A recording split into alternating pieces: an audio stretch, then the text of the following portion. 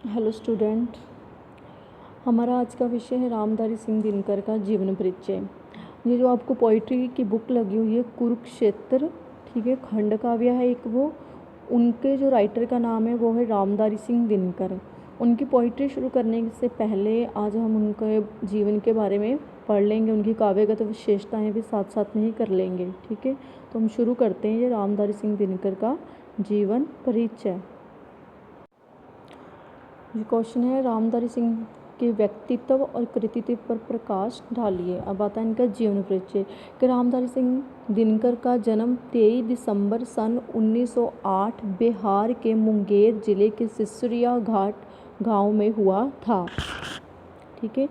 साधारण कृषक परिवार में उत्पन्न हुए रामधारी सिंह दिनकर जी ने कठोर परिश्रम और लगन के बल पर बीए ऑनर्स उत्तीर्ण किया और साथ ही हिंदी साहित्य का गहन अध्ययन किया था। बीए के पश्चात कुछ समय तक उच्च विद्यालय में प्रधान अध्यापक रहने के पश्चात बिहार सरकार के सब रजिस्ट्रार 1934 से 42, युद्ध प्रचार विभाग के अधिकारी और उपनिदेशक 1943 से 47, मुजफ्फर पोस्ट ग्रेजुएट कॉलेज के हिंदी विभाग के अध्यक्ष 1950 से 52 तथा राज्य के सदस्य 1952 से 63 रहे। सन 1964 के आरंभ में आप भागलपुर विश्वविद्यालय के उप कुलपति नियुक्त हुए। राष्ट्रभाषा आयोग के सदस्य, संगीत नाटककार, नाटक अकादमी, साहित्य अकादमी एवं ऑल इंडिया रेडियो की परामर्शदात्री समिति के सदस्य के रूप में दिनकर जी की सेवाएं देश के लिए महत्वपूर्ण सिद्ध हुई। आपकी काव्य रचना उर्वशी पर आपको ज्ञानपीठ पुरस्कार दिया गया। किस पर दिया गया? उर्वशी पर कौन सा ज्ञानपीठ पुरस्कार दिया गया? जी छोटे क्वेश्चनों में पूछ लिया जाता है कि उनको किस रचना पर कौन सा पुरस्कार मिला, ठीक है। तो ये आपने कर लेना है। आ गया था कि भागलपुर विश्वविद्यालय ने डी.लिट की उपाधि से आपको सम्मानित किया और भारत सरकार ने आपकी सेवाओं को ध्यान में रखते हुए पद्म भूषण से सम्मानित किया। 24 अप्रैल सन 1974 ईस्वी को इनका देहांत हो गया था, ठीक है। आपको पहले ये तो पता होगा कि जो रामधारी सिंह दिनकर है वो आधुनिक काल के छायावादोत्तर था। तो छायावाद के जो बाद का काल कौन सा था? प्रगतिवाद, ठीक है। प्रगतिवाद उस काव्यधारा के कवि थे ये। आगे देखो इनकी रचनाएं, कौन कौन सी रचनाएं इन्होंने दी है हिंदी साहित्य को। दिनकर जी छायावादोत्तर काल की राष्ट्रीय सांस्कृतिक धारा के प्रमुख कवि हैं। किस धारा के? राष्ट्रीय सांस्कृतिक धारा, ठीक है। थे वो छायावादोत्तर था तो छायावादोत्तर उसके बाद वाला जो काल आता है प्रगतिवाद, उसकी राष्ट्रीय सांस्कृतिक धारा के प्रमुख कवि हैं। उनकी कविता में राष्ट्रीयता के साथ साथ भारतीय संस्कृति को भी स्थान मिला है। जो इनकी रचनाएं वो देखो क्या है? रेणुका, रसवंत, बापू, कुरुक्षेत्र, रश्मिरथी और परशुराम की प्रतीक्षा। उनके प्रसिद्ध क्या है? काव्य संग्रह है ये उनके, ठीक है। जो आपको कुरुक्षेत्र में लगा हुआ है। संस्कृति के 4 अध्याय उनका भारतीय संस्कृति पर लिखा शोध परक गंभीर ग्रंथ है, ठीक है। शोध परक समझते हैं ना, जो हम रिसर्च करते हैं उसको बोलते हैं, ठीक है। आगे तो उनकी अन्य गद्य कृतियां हैं। मिट्टी की ओर, ये जो ऊपर वाली थी ये काव्य कृतियां हैं, ठीक है। और ये वाली कौन सी? अब गद्य बता रहे। मिट्टी की ओर, अर्धनारीश्वर तथा रेती के फूल हैं। दिनकर जी की प्रसिद्धि मूल्यतः कवि के रूप में ही है। ज़्यादा इनकी प्रसिद्धि किसके कारण है? कवि के कारण, ठीक है। गद्य के रचनाओं के कारण इतनी नहीं है जितनी कवि के रूप में ही है। दिनकर जी शक्ति और पुरुष के कवि हैं। उनके काव्य में देश प्रेम का, विश्व प्रेम का सुंदर समन्वय हुआ है, ठीक है। आपने जो रचनाएं इनकी अच्छी तरह से भी पढ़ लेनी, जो पूछ सकते हैं, ठीक है। कौन सी इनकी गद्य रचनाएं हैं, कौन सी इनकी पद्य वाली रचनाएं हैं, ठीक है। ये पूछ सकते हैं वो एग्जामिनर छोटे क्वेश्चन में। आगे देखो इनकी साहित्यिक विशेषताएं वो कि दिनकर जी की प्रथम रचना सन 1935 में प्रकाशित हुई थी। जब भी पूछ सकता है कि उनकी प्रथम रचना कब प्रकाशित हुई थी? 1935 में। लगभग 40 वर्ष तक साहित्य रचना करते हुए इन्होंने हिंदी को लगभग 30 रचनाएं दी। कितनी रचनाएं दी?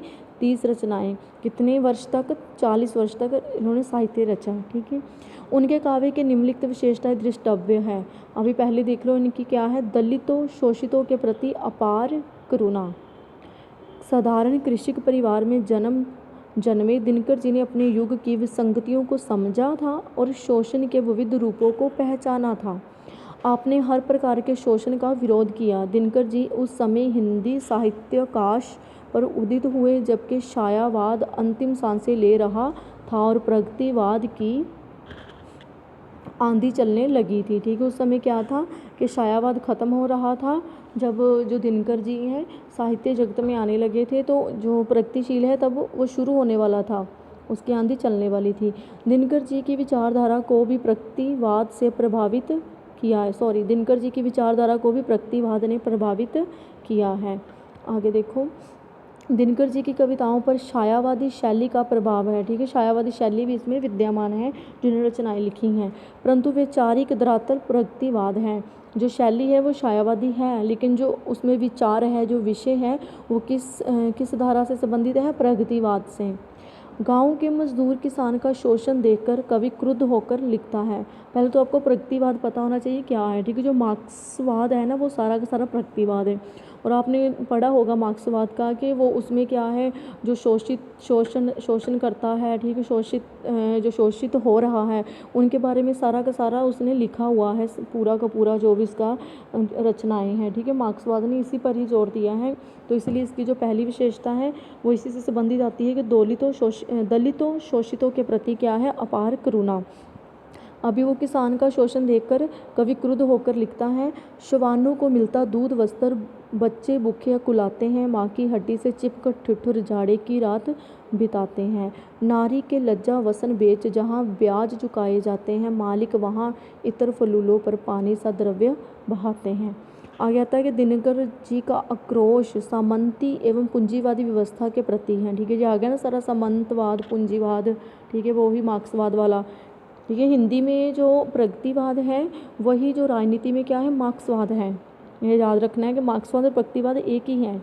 जहाँ पर एक और कुत्तों को दूध पिलाया जाता है, दूसरी ओर निर्धन बच्चे भूख से बिलखते हैं। ये बोलते हैं ना श्वानों को मिलता है। श्वान क्या होते हैं?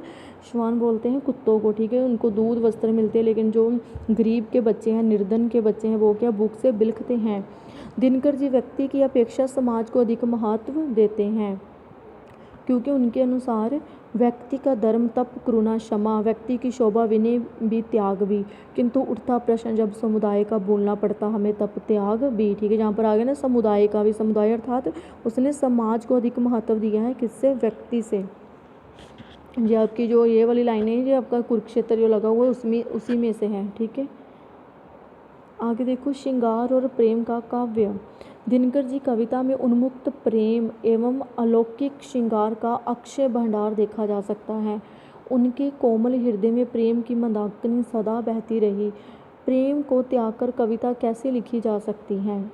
श्रृंगार रसराज है और हर महान कवि श्रृंगार का आंचल पकड़ने को ललायित रहा है। कुछ ने सीमाओं का अतिक्रमण किया, श्रृंगार को अश्लील बना दिया, तो कुछ ने सीमाओं का निर्माण किया और श्रृंगार को दैवी भाव बना दिया। ठीक है, जब किसी ने श्रृंगार भाव से जो श्रृंगार एक रस है। ठीक है, जैसे आपके 9 रस हैं उसी में से एक श्रृंगार रस है, तो यहाँ पर यही बताया गया है कि ये श्रृंगार क्या है? रस राज है। और हर कवि ने, ठीक है, इसको पकड़ा है, इसको पकड़ने के लिए ललायित रहा है। और जिसने क्या श्रृंगार बहुत ज़्यादा श्रृंगारिक रचनाएं लिख दी हैं, उसने क्या कर दिया है? सीमाओं का उल्लंघन कर दिया है, अतिक्रमण कर दिया है, और उसके कारण उनका जो काव्य है वो क्या बन जाता है? अश्लील बन गया है। लेकिन जिन्होंने सीमाओं में रहकर काव्य रचना की है, श्रृंगार रस की सीमाओं में रहकर, उन्होंने क्या है? श्रृंगार को दैवी भाव बना दिया है। आ जाता है रसवंती और उर्वशी। दिनकर जी की रससिक्त रचनाएं हैं। नारी के विषय में उन्होंने लिखा, रति की मूर्ति काम की प्रतिभा, तृषा विश्व में नर की, विदु की प्राणेश्वरी, आरती शिखा काम के कर की। आ जाता है राष्ट्रवाद। जो रामधारी सिंह दिनकर है, इनको राष्ट्र कवि कहा जाता है। ठीक है, राष्ट्रवादी कवि कहा जाता है। ये भी आपने याद रखना है कि स्वतंत्रता प्राप्ति के पहले इनका विद्रोही स्वर था। ठीक है, तो बाद में स्वतंत्रता के बाद इनको राष्ट्र कवि की उपाधि मिल गई थी। अभी देखो क्या क्या बोलता है वो, कि दिनकर की कविता में देशभक्ति का स्वर भी प्रखर है। क्या आ जाता है? देशभक्ति। राष्ट्रवाद में देशभक्ति आती है। दिनकर श्रृंगार और माधुर्य के साथ साथ वीर रस के अद्भुत कवि हैं। ठीक है, ये राष्ट्र कवि के नाम से जाने जाते हैं क्योंकि इन्होंने वीर रस का अद्भुत मिश्रण किया है, वीर रस से संबंधित कविताएं लिखी हैं, इसीलिए श्रृंगार रस की भी कविताएं लिखी हैं, माधुर्य रस की भी, और ज़्यादातर कौन सी इनकी वीर रस की कविताएं भी हैं। उनकी ओजस्वी वाणी में सूर्य की ऊर्जा का ताप और ज्वालामुखी का उफान है। दिनकर जी के काव्यों में युवकों को राष्ट्र के लिए मर मिटने का ऐलान है तथा देश के कण कण से प्यार करने की प्रेरणा है। कवि का राष्ट्रीय भाव संकीर्ण नहीं है। संकीर्ण होता है कि छोटा नहीं है, संकुचित है, उसका दायरा छोटा नहीं है, ठीक है, ये बता रहा है। कवि दिनकर जी लिखते हैं, दाता पुकार मेरी संदीप्ति को जिला दे, बुझती हुई शिखा को संजीवनी पिला दे, प्यारे सब देश के हित अंगार मांगता हूँ, चढ़ती जवानियों का श्रृंगार मांगता हूँ। आगे देखो, कवि दिनकर सर्वत्र शक्ति की उपासना का संदेश देते हैं, क्योंकि कमज़ोर व्यक्ति का शांति पाठ कायरता का प्राय होता है, ठीक है। वो क्या कहते हैं कि सर्वत्र के हर जगह क्या हो, शक्ति की उपासना हो, कि हर बंदा शक्तिशाली बने, जो व्यक्ति कमज़ोर होगा उसको दबा दिया जाएगा, उसको कुचल दिया जाएगा। इसलिए वो कहते हैं कि जो व्यक्ति का शांति पाठ है वो क्या है, कायरता का प्राय है, ठीक है। यहाँ पर उसकी जो राष्ट्रवादी भावना है वो उभर कर सामने आई है, इसीलिए उसने जो शांतिवादी पाठ है उसको कायरता का यहाँ पर रूप दिया है, क्योंकि यहाँ पर जो दबे कुचले लोग होते हैं वो शांति की कामना करते हैं, लेकिन वो ही शांति उनके लिए कायरता बन जाती है, क्योंकि वे फिर वो सामना नहीं कर पाते जो उनके साथ हो रहा है उन चीज़ों का। आगे देखो, वो बोलता है, सत्या दया तप तेज मनोबल की दी वृथा दुहाई, धर्म राज व्यंचित करते हुए मानव की कदराई, ठीक है। निश्चित रूप से ही किसी भी कमज़ोर व्यक्ति के सारे सद्गुण कायरता बन जाते हैं। भारतीय संस्कृति का गौरवगान तथा धरती की पूजा उनकी राष्ट्रीय भावना का आधार है। दिनकर जी प्रसिद्ध कविता हिमालय के प्रति उनकी राष्ट्रीय भावनाओं को व्यक्त करने वाली सशक्त कविता है। स्वाधीनता संग्राम में गांधी की देन को स्वीकार करते हुए भी कवि क्रांतिकारियों के मार्ग को अधिक श्रेयस्कर समझते थे। सत्य अहिंसा की अपेक्षा सशस्त्र क्रांति में उनका अटूट विश्वास था, इसीलिए उन्होंने कहा था, दर कर चरण विचरित श्रृंगों पर झंडे वही उड़ाते हैं, अपनी ही उंगली पर जो खंजर की जंग छुड़ाते हैं।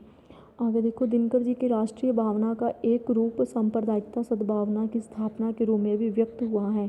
भारत में आज़ादी से पहले ही हिंदू मुसलमानों में दंगे प्रारंभ हो चुके थे। दिनकर ने लिखा, जलते हैं हिंदू मुसलमान, भारत की आंखें जलती हैं, आने वाली आज़ादी की दोनों आंखें जलती हैं।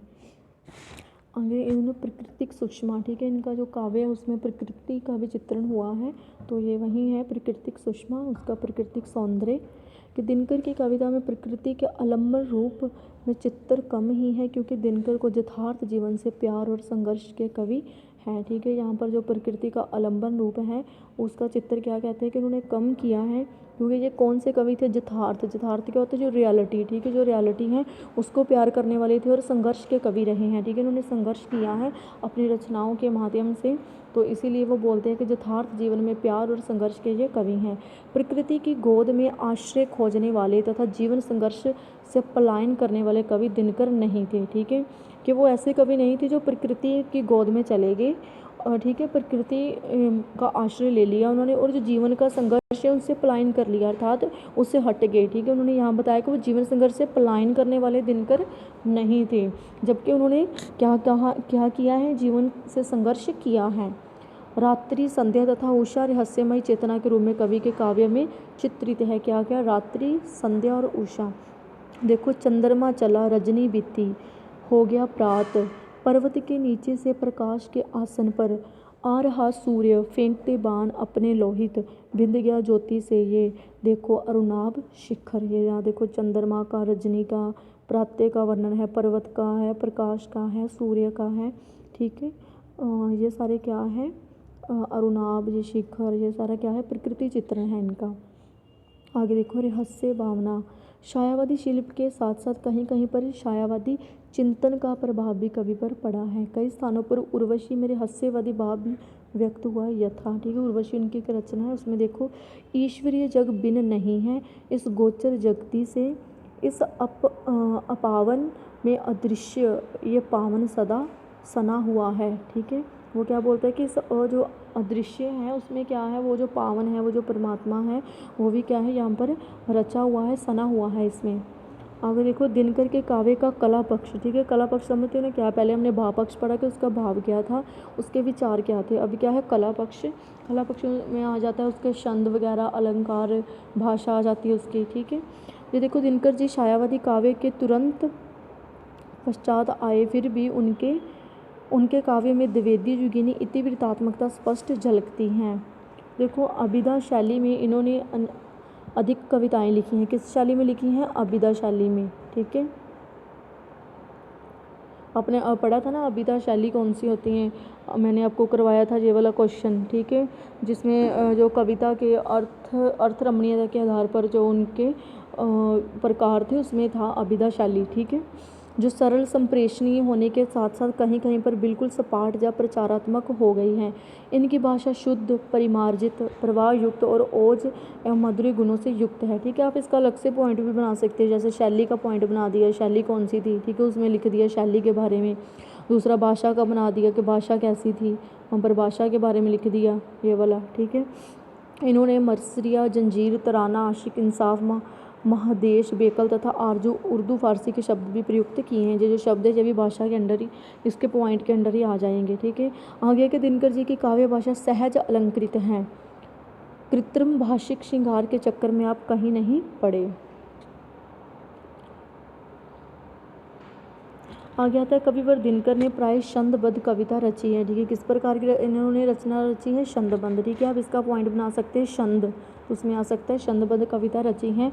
कौन कौन से छंद दे लो, काव्य में वर्णित वृत्तों में दुर्मिल, सुंदरी और मात्रिक छंदों के सारे, रूपमाला, राधिका और छंदों का प्रयोग किया है। ये सारे क्या है, छंद। आगे आते वस्तुतः दिनकर का काव्य मूल्यतः समाज सापेक्ष है। कौन सा है, समाज सापेक्ष। श्रृंगार, प्रेम, देशभक्ति तथा शोषण के प्रति तीव्र व क्रोश का भाव उनके काव्य की मूल चेतना है। मूल चेतना क्या है उनके काव्य की, श्रृंगार है, प्रेम है, देशभक्ति तथा शोषण के प्रति तीव्र आक्रोश। अभिधा युक्त शैली में ओज तथा प्रसाद गुणयुक्त रचना करना ही उनका लक्ष्य रहा है। ये था आपका दिनकर का जीवन परिचय कि वो किस प्रकार के कवि थे। अभी मैं आपको इनका एक छोटा सा पूरा का पूरा बता देती हूँ चार्ट। यहाँ से आपने इसका जन्म देख लेना है अगर शॉर्ट में करना हो, ठीक है। सबको छोटे क्वेश्चनों में आते हैं ना, और उनका जन्म कब हुआ तो आप कर सकते हैं। जैसे 23 दिसंबर 1908 में यहाँ पर लिखा है। सिसरिया घाट, बेगूसराय जिला, बिहार, भारत में। मृत्यु कब हुई, 24 अप्रैल 1974, उम्र 65 थी तब उसकी, ठीक है। व्यवसाय क्या था, कवि थे, लेखक थे। अवधि कौन सी थी, काल कौन सा था, आधुनिक काल था। विधा कौन सी थी, गद्य और पद्य, ठीक है। उन्होंने गद्य में भी रचनाएं रची हैं और पद्य में भी रचनाएं रची हैं। आगे आता है विषय कौन सा था, कविता थी, खंड काव्य था, निबंध था, समीक्षा, ठीक है। साहित्यिक आंदोलन कौन कौन से आंदोलन में जरे, राष्ट्रवाद में, प्रगतिवाद में। आगे देखो, आगे इनका साहित्यिक आंदोलन, ठीक है, ये हो गया। आगे उल्लेखनीय कार्य कौन से थे, कुरुक्षेत्र इन्होंने रचा, शिमरथी, उर्वशी, हुंकार, संस्कृति के 4 अध्याय, परशुराम की प्रतीक्षा, हाहाकार, ये उनकी रचनाएं हैं। उल्लेखनीय सम्मान क्या था, 1959 हिंदी साहित्य अकादमी पुरस्कार मिला। 1959 में, ठीक है, साहित्य अकादमी। 1959 में पद्म भूषण, 1972 में ज्ञानपीठ पुरस्कार। ये आपकी बुक में भी है, ज्ञानपीठ पुरस्कार इनको किस रचना पे मिला है, उर्वशी की रचना पर मिला है इनको। ये आपने सारे याद कर लेने हैं साथ में, ठीक है। तो कल हम इसकी पोइट्री शुरू करेंगे, जो कुरुक्षेत्र है इनकी खंड काव्य वो शुरू करेंगे कल। इसी के साथ साथ आप सभी का धन्यवाद।